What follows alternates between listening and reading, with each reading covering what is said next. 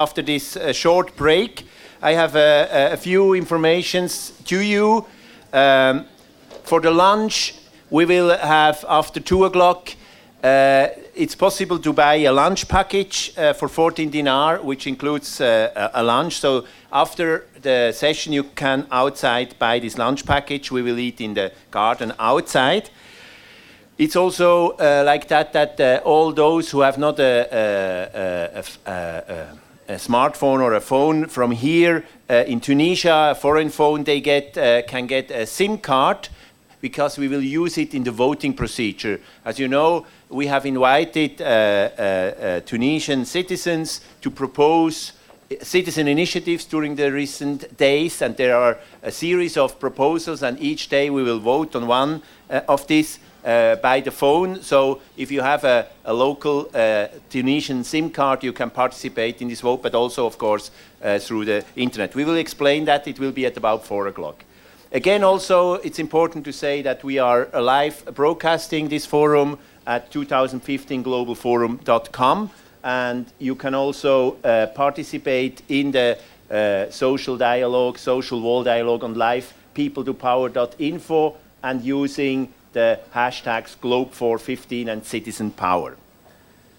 Now, I'm very glad to continue this dialogue about the possibilities and also the limits of modern democracy in Tunisia and beyond, with a brief session on the infrastructure of a modern democracy, which includes elections, which includes institutionalized conversations, consultations.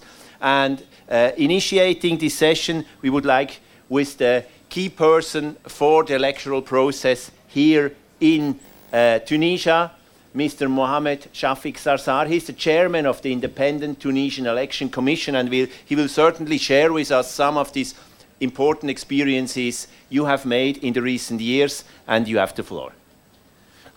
Merci, Monsieur le Président. Je tiens tout d'abord à remercier les organisateurs de ce forum, doublement. Tout d'abord, d'avoir choisi la Tunisie comme lieu pour ce forum, et deuxièmement, pour cette occasion de vous parler un peu de cette expérience de l'Élysée, essentiellement, voir les perspectives de cette nouvelle démocratie. En fait, la Tunisie a franchi un pas important vers la décentralisation, la consécration démocratique en 2014. L'année a commencé le 8 janvier. Le 8 janvier 2014, par l'élection des 9 membres de l'instance indépendante pour les élections. Et elle a donc fini par, le 29 décembre, par la proclamation définitive des résultats des élections. Donc globalement, le bilan il est positif. La Tunisie a obtenu par ces élections présidentielles le 25e rang mondial concernant l'intégrité des élections. C'est une bonne chose en fait, c'est une chose qui est réjouissante pour la Tunisie, donc d'avoir commencé un processus démocratique nouvellement instauré par un respect des normes et des standards internationaux. Ce bilan positif ne doit être en fait qu'un début. Un chemin lent reste à parcourir pour la mise en place des institutions locales essentiellement, et parfaire donc les institutions démocratiques. En effet, si la mise en place des élections législatives et présidentielles ont théoriquement emprunté la voie de la démocratie représentative, elle n'a pas échappé au rôle grandissant de la société civile, que ce soit par la préparation de la loi électorale. Comme vous le savez, le texte même de la loi de 2014, il a été confectionné par un groupe d'associations qui a consulté un groupe d'experts. Ils ont préparé le draft, ils l'ont présenté. Certains députés, donc, ils ont eu la gentillesse d'adopter le projet et de le présenter en tant que projet de loi. Donc, évidemment, on a commencé avec ce nouveau processus pour la confection des lois. En plus, la société civile a été très présente, essentiellement quand on a eu un blocage, une crise politique grandissante. Le quartet, il a pu donc débloquer la situation. C'était essentiellement la société civile qui était là pour fixer une feuille de route. Et évidemment, on a pu avancer et dépasser cette crise politique. Le futur des élections locales semble être balisé en fait par des principes, par de nouveaux principes constitutionnels qui corroborent une nouvelle vision de la démocratie. Et là, on retrouve la notion de décentralisation par la participation. C'est une notion qui est assez vague pour le juriste. Comme vous le savez, certains disent que c'est la nouvelle citoyenneté, parce que ça ajoute une nouvelle dimension à la décentralisation. Pour nous juristes, nous savons que la décentralisation, elle est axée sur deux piliers. Tout d'abord, une reconnaissance à certaines entités d'une personnalité morale indépendante de l'État, et deuxièmement, une certaine autonomie qui permet à ces organes ou ces instances de travailler sous un contrôle de tutelle de l'État. Donc, ce sont des collectivités locales ou carrément d'autres institutions, des entreprises ou des établissements. Et on parle essentiellement, pour les juristes, d'une décentralisation technique ou territoriale. C'était ça le schéma classique de la décentralisation. C'est quoi donc cette décentralisation par la participation? On ajoute là une nouvelle dimension, une nouvelle configuration de cette décentralisation par un élément substantiel qui est la participation, mais en même temps, on oublie quelque part l'élément, le premier pilier de la décentralisation, à savoir la personnalité morale indépendante, parce que les citoyens même peuvent participer en tant qu'entité indépendante, en tant que sujet de droit d'une part. Et deuxième chose, il n'y a plus une autorité de tutelle, un schéma de contrôle classique, de contrôle de ces actions. Nous avons une nouvelle option concernant à la fois la participation quant aux fonctions, quant au rôle et quant au contrôle. Nous assistons donc à une nouvelle configuration de la décentralisation. On ne trouve plus les anciens critères et on va chercher, donc on doit essayer de déterminer et de fixer les éléments ou les critères de cette nouvelle décentralisation par la participation.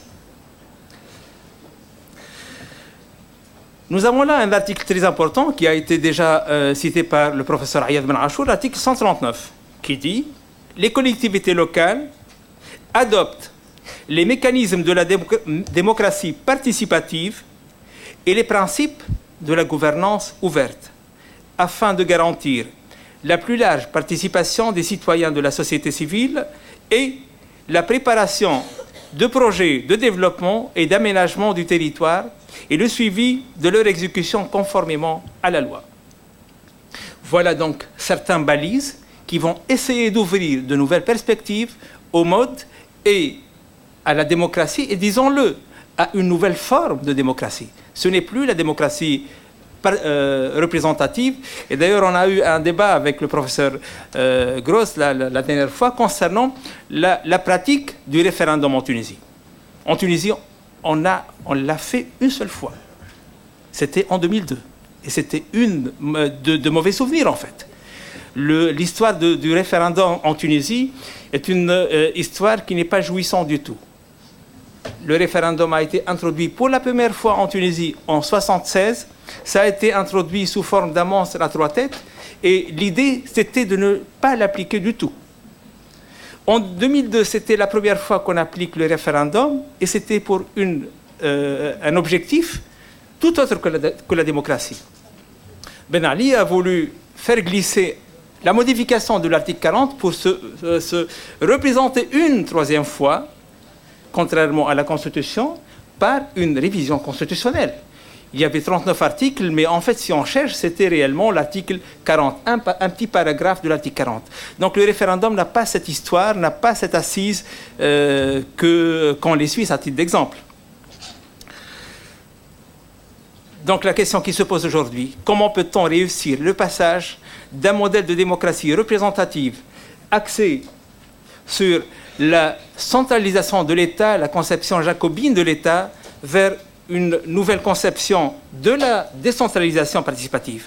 Quels sont les acquis et quelles sont les perspectives? Je vais essayer de parler brièvement des acquis pour passer par la suite, pour dire un peu donc, quelques perspectives pour les nouvelles modes de gouvernement ou de démocratie. Donc, je vais commencer par l'état des lieux. Il est évident que nous avons déjà commencé une nouvelle citoyenneté.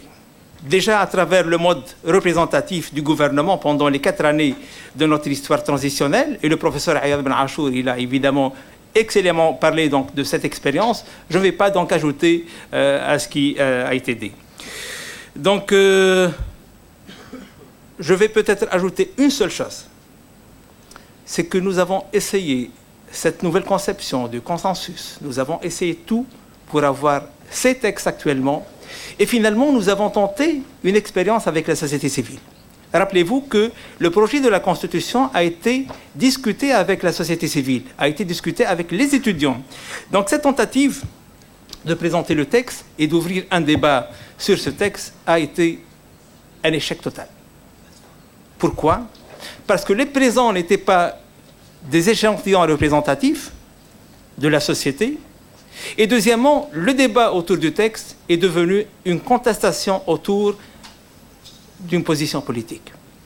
Donc ce n'était pas tout à fait réussi et il faut donc tirer les leçons nécessaires pour dire voilà, si on va commencer une nouvelle conception de la démocratie, une nouvelle conception de la pratique démocratique, il faut bien penser, bien délimiter les risques et les acquis.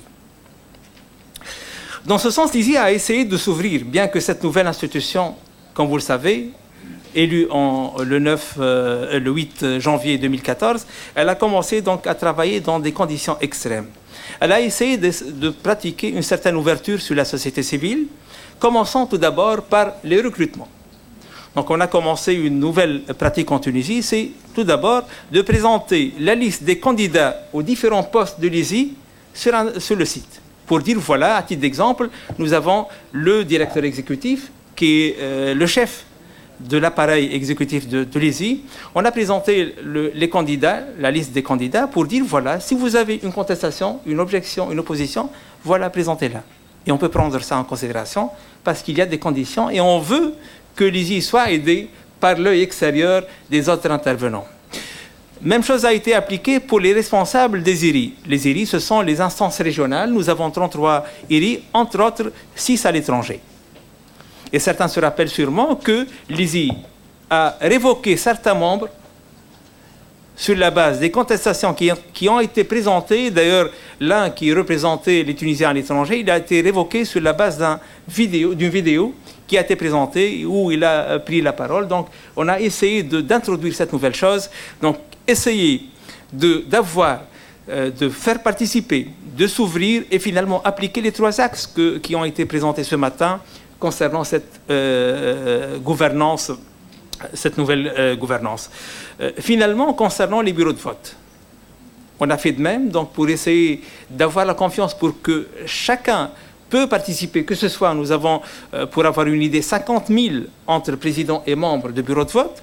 Tout d'abord, les gens doivent participer. Évidemment, c'est un apprentissage intéressant à 50 000 Tunisiens d'être là et de participer aux élections. Mais aussi, la chose importante, c'est de publier les listes et dire pour chaque région, voilà, vous vous connaissez mieux. Donc, essayez de dire si quelqu'un il est engagé politiquement, donc il n'est pas apte à prendre en charge un bureau de vote. C'était ça donc la première ouverture concernant le choix même donc, des responsables et des représentants du processus électoral. Deuxièmement, on a essayé d'organiser des réunions avec la société civile. De plusieurs réunions, donc qui varient. On a eu des réunions avec 8 associations et avec 120 associations. Oui, c'était les grandes associations d'observation électorale. 120, c'était toutes les associations qui ont quelque part un rôle donc, dans le processus électoral. On a eu donc des élections avec les Tunisiens à l'étranger, les handicapés, donc des dizaines de réunions pour essayer de voir, pour essayer de mettre je ne dirais pas des stratégies, c'était à l'époque trop tard, c'était de voir sur le plan opérationnel et tactique, comment est-ce qu'on peut réussir ensemble un élément d'objectif que l'ISI doit atteindre pour réussir le processus. En plus, nous avons cette tradition de publier tous les PV des bureaux de vote. Nous avons donc scanné les 11 000 PV de bureaux de vote qu'on a mis donc en ligne. Donc chaque citoyen, chaque parti politique, chaque association peut avoir ces PV, donc les originaux des bureaux de vote. On peut agréger, on peut voir les observations qui ont été mises. Donc évidemment, cela permet à la société civile, cela permet aux citoyens d'avoir voir son bureau même avec sa signature. Donc c'est un élément, je pense, important pour faire participer les gens. Mais évidemment, on est toujours sous le plafond de l'idée de la démocratie représentative. Pas de démocratie directe, pas de démocratie semi-directe jusqu'à maintenant. Et donc là, comment est-ce qu'on va préserver les acquis et commencer donc à avoir des nouvelles perspectives. Finalement, donc, pour clore cette idée, on est conscient que des éléments sont importants dans ce sens. La société civile doit être traitée comme étant un partenaire, et un partenaire donc, qui doit évidemment aller de concert pour réaliser les objectifs démocratiques. Si nous avons des objectifs démocratiques, évidemment être sous l'œil de cette société. Donc exercer le rôle d'observation et de contestation, le cas échéant. On passe aux perspectives. Donc, deuxième partie de cette intervention, les perspectives. Donc, je pense qu'il est nécessaire, tout d'abord, que ces perspectives soient irréversibles. Donc, nous avons des acquis et on ne peut pas donc mettre en cause ces acquis. Il y a des dérives, il faut les dénoncer, il faut essayer de corriger ce qu'on a, mais renforcer les éléments que nous avons. L'article 139, en fait, parle de mécanismes et de contenu. Et on va essayer globalement de parler de ces deux choses. Commençons par les mécanismes. Comme vous le savez, la démocratie participative, c'est une forme ou une procédure qui repose sur des dispositifs de délibération ou de consultation qui va permettre la prise de décision. Et cela peut couvrir donc des mécanismes très divers qui vont du conseil de quartier, pour certains pays, jusqu'au référendum consultatif.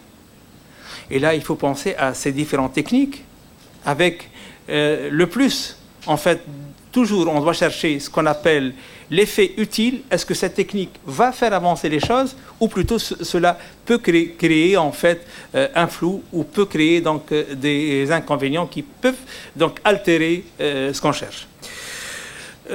Donc, commençons par un élément essentiel, comment permettre aux citoyens d'avoir l'information d'une façon rapide, d'une façon directe.